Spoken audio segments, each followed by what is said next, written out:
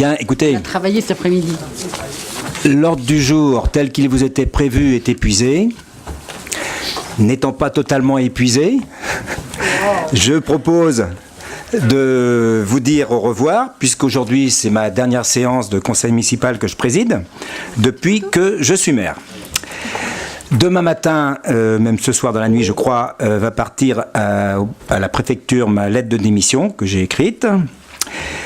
Madame Rabillet-Frontero, présente à côté de moi, devient maire à partir de demain matin. Et je tiens vraiment à en profiter, parce qu'elle avait vu mon texte mais elle ne le savait pas ça, en profiter pour la remercier, plus spécialement, évidemment, je remercierai tout le monde tout à l'heure, mais plus spécialement parce qu'elle est à mes côtés, comme première adjointe depuis 2001. Et, j'allais dire enfin, mais tu as au moins pour une fois, l'occasion de me remplacer et d'être élu maire des Sorinières. C'est automatique, à partir du moment où le maire démissionne, ou s'en va, ou disparaît, automatiquement, le premier ou la première adjointe remplace et devient maire. Donc, Pas prévu, ça. je te félicite pour ta nomination qui va suivre la fin de mon discours. Alors, un peu d'histoire, puisque ça fait donc 17 ans que je suis maire. Je reviendrai simplement à 1989 où j'ai été sollicité pour la première fois pour être présent sur une liste électorale, une liste qui s'appelait Union de la gauche à l'époque. J'avais 40 ans. Vous avez remarqué que depuis ça a un peu changé. Et on a donc ensuite, après ces élections, créé une association de soutien aux élus de l'opposition, et certains qui étaient élus à l'époque sont là, et qui s'appelait Vivre Sorinières, et j'ai été élu président dès 1990. C'est là que les choses ont vraiment commencé. Et de ce fait, de ce rôle de président de Vivre Sorinières, j'ai été tête de liste en 1995 aux élections municipales que nous avons perdues à 28 voix près. Il suffisait que 15 personnes changent d'avis. Ça a été l'occasion d'être 6 ans d'opposition constructive avec 6 autres élus, dont 3 sont encore conseillers municipaux, donc Marie-Christine, Daniel Pictot, et puis il y avait Bruno qui est absent ce soir. Le 11 mars 2001, pour la première fois, victoire d'une liste de gauche aux Sorinières depuis la création de la commune en 1865. Et le 18 mars, j'ai été élu maire, le 10e des Sorinières. Alors, quelle était la situation en 2001 ? Je vais vous donner quelques éléments des Sorinières à ce moment-là. Il n'y a pas de recensement précis pour l'année 2001, mais par extrapolation entre les années précédentes et suivantes, je peux affirmer qu'il y avait 6 425 habitants, 84 logements sociaux, un peu plus de 1000 emplois sur la ville et une dette par habitant à 1 300 € par habitant. Vous avez entendu tout à l'heure, c'était moins de 500. C'était l'année aussi où a été créée la communauté urbaine, qui est devenue ensuite Nantes Métropole, une collectivité aux compétences multiples et orientée essentiellement sur l'investissement. On a assez débattu du plan de déplacement urbain tout à l'heure. Depuis 2001, tout en se développant, la ville est restée à taille humaine, puisque nous sommes à 8 189 habitants en 2018. Ce qui représente 1764, j'ai une formation scientifique un peu trop précise peut-être sur les chiffres, 1764 habitants de plus en 17 ans, soit en moyenne un peu plus de 100 habitants par an, et même si depuis quelques années la progression est un peu supérieure, de fait avec le développement des zones d'activité, on a une pression plus forte, puisqu'il y a des zones d'activité au nord et au sud de la ville, et maintenant l'arrivée du mine contribue aussi à cette pression. Mais il ne faut pas oublier que l'installation d'entreprises est bénéfique pour l'emploi local et en même temps, il y a forcément une demande de logement et aussi, on a débattu ce soir, des déplacements plus importants sur le territoire. La conséquence est palpable pour l'habitat. Il y a des crispations d'habitants, on était témoin tout à l'heure d'une manifestation, qui se font jour lorsque l'environnement immédiat est perturbé. Je précise bien que dans le cas d'habitat sous maîtrise publique, le cadre de vie est préservé, comme c'est le cas sur le quartier des Vignes, qui se construit progressivement autour d'une coulée verte généreuse. Donc je disais que la ville est restée à taille humaine. En réponse aux attentes des habitants, la ville s'est équipée davantage. Alors, il y en a eu pour tout le monde, en quelque sorte. Pour le sport, une salle de tennis de table, un terrain synthétique de football, une troisième salle de sport, la salle Alice Mia. Pour les enfants, on a rénové complètement les écoles de la Tillelière, la cantine au Clos du Moulin, la maison de l'enfance a été construite toute neuve, et on a aussi aménagé 2 aires multisports.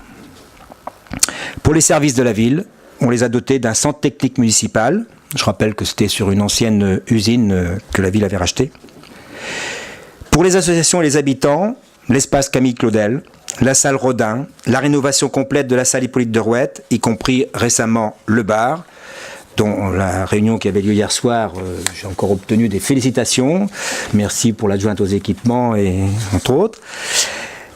Alors au-delà de la réalisation de tous ces équipements, il y a eu la volonté de répondre, vous l'avez compris, aux attentes des habitants, que ce soit dans le domaine sportif, scolaire et culturel.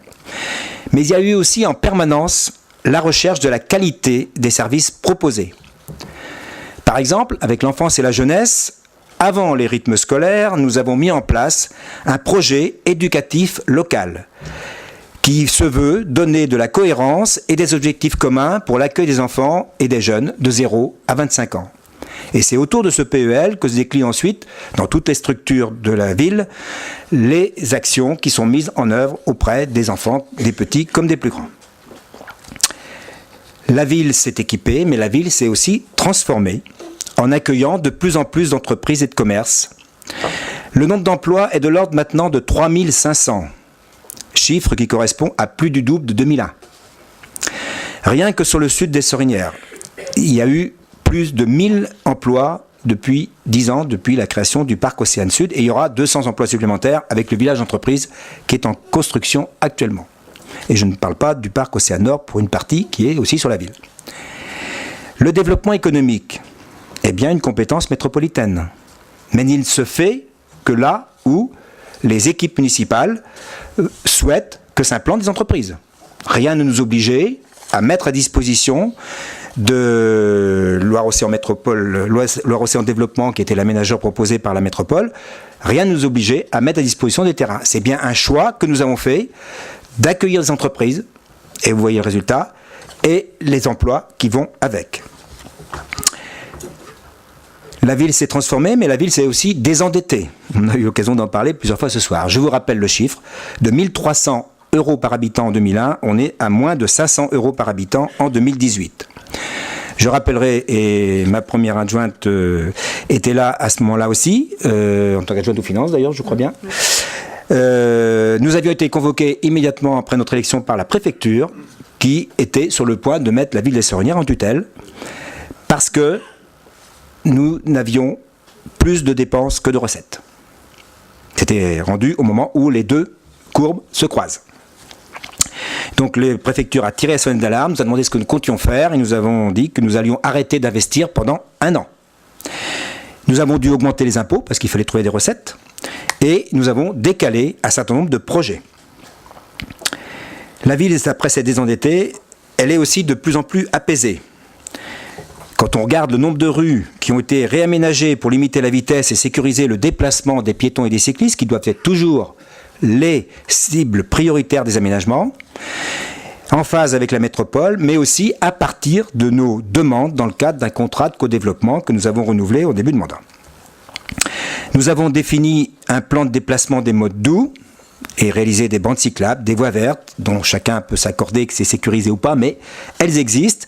Et nous sommes maintenant en train d'en réaliser, pour certains c'est fait, les liaisons avec les villages et le centre-ville. La ville des Sorinières ne vit pas seule, elle est aussi reliée avec les autres villes de la métropole, avec le périphérique tout proche. Combien d'entreprises, de chaînes d'entreprises ai-je entendu qui disaient au moins je m'installe ici parce qu'il y a l'autoroute, il y a le périphérique. Elle est reliée aussi, la ville, avec la métropole par le C4. Bien sûr, on ne va pas refaire le débat, c'est quelque chose qui doit s'améliorer. Il y aura aussi, avec la porte de Rezé, un lien en vélo continu et plus sécurisé du sud de la métropole vers le nord. Et pourtant, la ville est très impactée par les automobilistes en provenance du Sud-Loire, donc on n'est pas encore dans une ville vraiment apaisée. La politique que nous menons depuis 2001 a deux marqueurs forts, la solidarité et la démocratie. Alors la solidarité, par les moyens mis en œuvre pour accueillir, aider, orienter, accompagner et rendre acteurs les habitants les plus en situation précaire. C'est un travail de longue haleine, sous différentes formes, qui ont évolué au cours du temps et qu'il faudra encore rendre plus performantes. La solidarité aussi, par les initiatives prises pour accueillir les familles roms à une époque, il y a quelques années, ou plus récemment des Irakiens ou des réfugiés d'Afrique. La solidarité pour construire avec la métropole une aire d'accueil des gens du voyage, même si ce n'est pas toujours simple à gérer, n'est-ce pas ? La solidarité avec un effort sans précédent pour construire des logements sociaux, puisque nous sommes passés de 84 en mars 2001 à 392 en mars 2018, soit environ 5 fois plus, avec un pourcentage qui était à 4 et quelques en arrivant, mais comme il n'y avait pas de projet derrière, ça a descendu en dessous de 4, et c'est maintenant remonté, comme ça a été dit tout à l'heure, à plus de 11 aujourd'hui.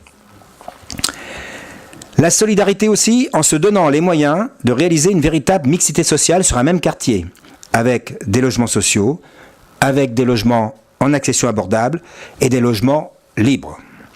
Oui, c'est véritablement un choix de créer une zone d'aménagement concertée comme celle des Vignes avec un aménageur qui n'a pas d'actionnaire à rémunérer.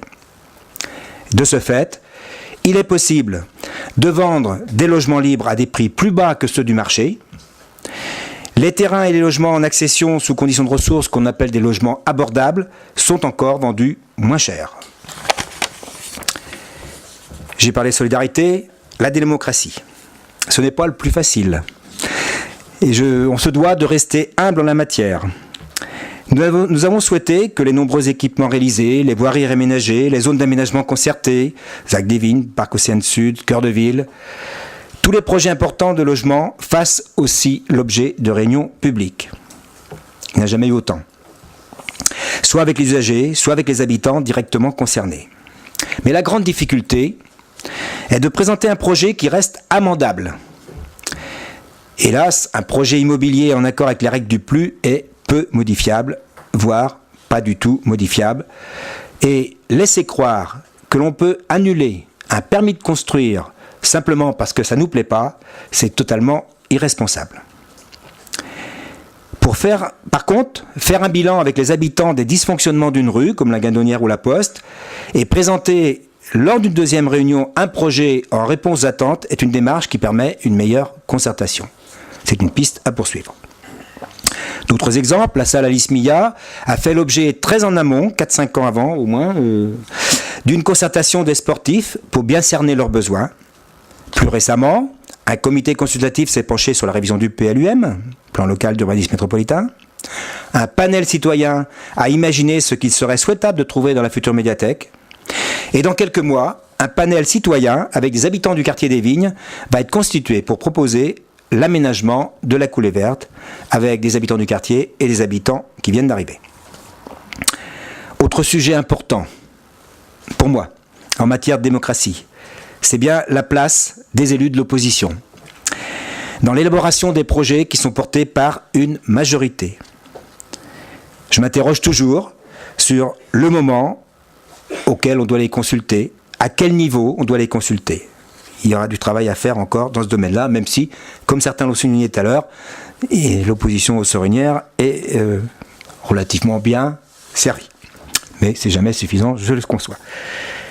Tout le monde aura compris qu'il faut évaluer en permanence ces modes de participation et en rechercher de nouveaux, en adéquation avec la forte attente des élus et des habitants qui souhaitent tous être associés à un moment de la conception des projets. J'ai beaucoup parlé de tout le monde, mais je vais quand même parler un petit peu de moi aussi. Quel était mon rôle dans cette fonction de maire depuis 2001 ? Avant tout, être maire, ce n'est pas un métier, mais bien une mission. Avec différentes facettes que je vais développer, représentant de l'État, coordinateur d'une équipe, patron, entre guillemets, d'une petite entreprise, puisque c'est comme ça que certains agents m'appellent, être au service des habitants et aussi porteur d'un projet pour la ville. En tant que représentant de l'État, j'ai toujours porté l'écharpe tricolore avec fierté, sans excès, seulement pour les cérémonies officielles comme les mariages, les parrainages civils et les défilés du 11 novembre et du 8 mai. Et en tant qu'officier de police judiciaire, j'ai accompagné les forces de l'ordre dans certaines occasions. Je me suis efforcé, il va y avoir quelque chose à préparer là. Je me suis efforcé d'être un fédérateur d'équipe. Mission parfois délicate, selon les personnalités des uns et des autres. Mission, pas obligé de rire Damien. Mission, ben non, mais parce qu'il avait compris ce que je voulais dire, mais c'était pas que pour lui évidemment. Je disais que c'était une mission parfois délicate, oui. Mission renouvelée à chaque mandat. Et j'ai souhaité ce soir vous montrer les 3 conseils municipaux qui ont été élus depuis 2001. Alors, 2001, voilà. Alors, vous nous excuserez pour la photo en noir et blanc, puisque, à l'époque, le bulletin municipal était en noir et blanc. Et dans mes recherches personnelles, je n'ai pas trouvé de photo couleur. C'est la photo du bulletin municipal d'avril 2001. Oh, on a changé depuis. Pas changé. Notre équipe majoritaire s'affirmait disponible pour la concertation et la démocratie aux Sorinières. Et vous voyez qu'on reboucle parfois les mêmes sujets, les mêmes préoccupations. C'était 2001. Je peux passer maintenant à 2008. Certains vont commencer à changer de tête aussi. Alors, je vous rappelle que c'était 2008 parce qu'il y avait eu un décalage d'élections municipales. Donc on était passé de 6 ans à 7 ans exceptionnellement. Alors 2008, notre équipe s'appelait avec vous les Sorinières demain, une équipe expérimentée, diverse et renouvelée. Effectivement, après un mandat, on peut dire qu'on est un peu expérimenté. Quand vous le voulez, on passe... Ah, il y en a qui sont rêveurs. 2000... Il y en a qui rêvent, non. Et dire, oh là là, on a changé. En 2014, certains s'y retrouvent aussi. Donc... notre équipe des Racines pour l'avenir était une équipe qui se voulait motivée, disponible pour écrire avec les habitants une nouvelle page. Donc vous pouvez laisser... Oui, c'est toujours tout l'ensemble du conseil. Bon, je tenais quand même à ce que tout le monde soit présent. Donc on peut la laisser en fond pour terminer mes propos. Donc en tant que patron, comme certains agents m'appellent... Chef aussi, oui. Bon. J'ai toujours essayé de créer avec les agents, avec les représentants du personnel, un climat de dialogue. En collaboration très étroite avec le directeur général des services, Gérard Novaki, les 2 premiers mandats, et Emmanuel Péché depuis 2014. Ainsi qu'avec les membres du comité de direction et aussi les différents adjoints au personnel qui se sont succédés, au moins 3. Et dans la période actuelle, où on vient d'évoquer les dépenses de personnel à stabiliser. Pour répondre aux attentes des habitants, il est parfois difficile de conjuguer, de tenir l'équation entre le nombre d'agents et les attentes. Et c'est un travail qui doit être fait en finesse pour optimiser, réorganiser les services, sans démotiver les agents, et c'est ce à quoi j'ai essayé de m'employer. Auprès des habitants, j'ai tenté le plus possible d'être à leur écoute, mais j'ai ressenti beaucoup de bonheur à dialoguer avec les Sorinièrois, que ce soit à l'occasion de réunions, de manifestations ou de rencontres informelles.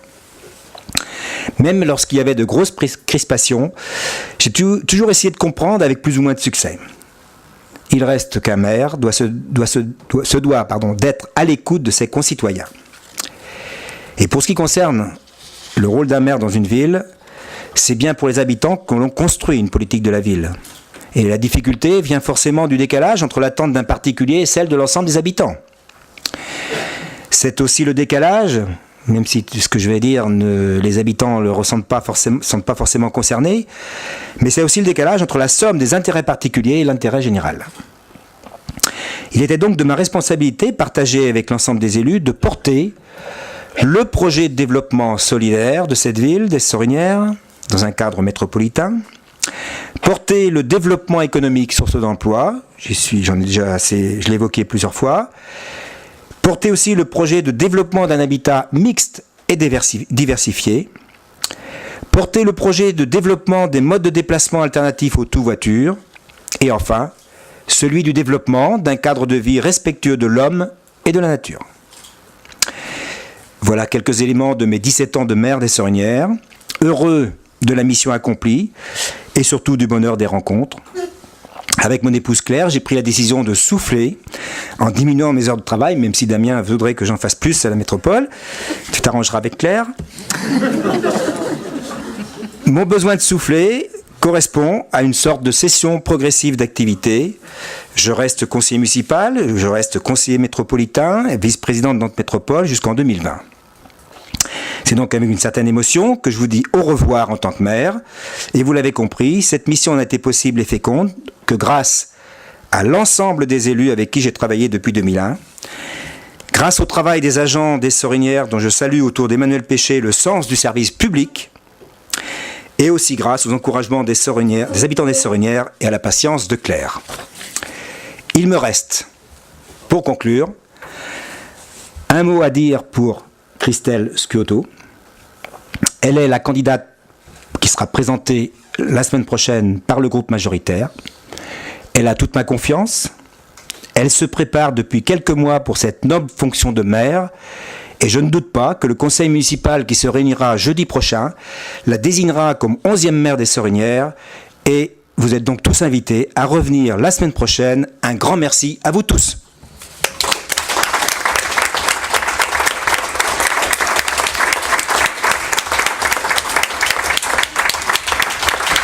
Alors je suis désolée, mais vous allez attendre encore 3 petites minutes.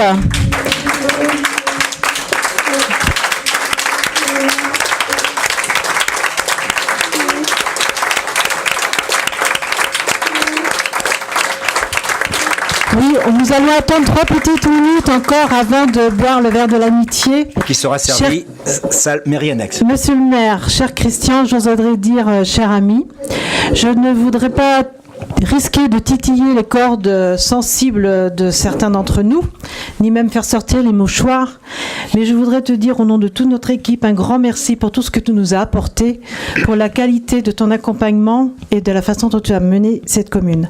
Je ne vais pas aller plus loin, encore une fois, j'ai dit 3 minutes, mais un geste tout symbolique que je voulais absolument faire avec Christelle.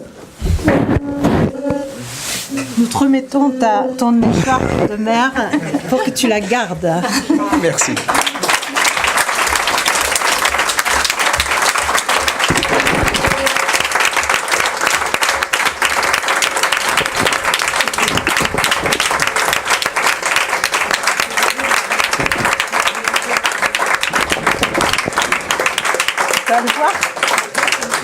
Merci pour ce petit mot et effectivement j'accepte avec grand bonheur celle que j'ai portée en différentes occasions. Merci encore à vous et on va pouvoir boire un verre ce soir, il est déjà tard.